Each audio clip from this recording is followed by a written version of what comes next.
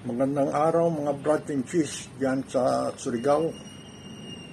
First, allow me to give praise and thanks to the Almighty Father and His Son, Jesus Christ, our Lord and Savior and our strength for all the blessings and graces na binigay niya sa atin. Ang importante ko na mensahe sa inyo ay una, tungkol sa pag-ibig.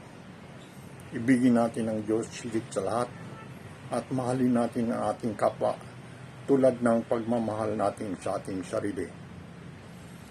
Pangalawa, humanitarian service, fraternity and sorority tayo. Kung kaya patuloy lang tayo gumawa ng programa at proyekto para makatulong sa ating kapwa at sa ating komunidad. Sa ating Surigao City Council GS Mario Gesta,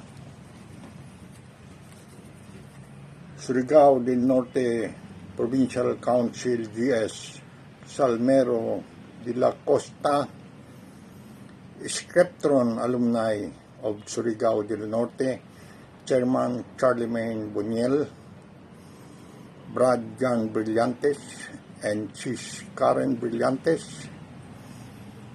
Happy 52nd founding anniversary. Salamat nga pala kay Brad John Brillantes sa pag-invite sa akin na makapagbigay ng kaunting mensahe sa inyo dyan.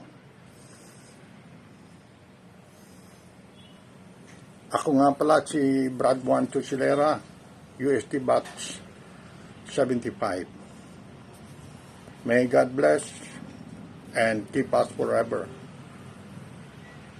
Long live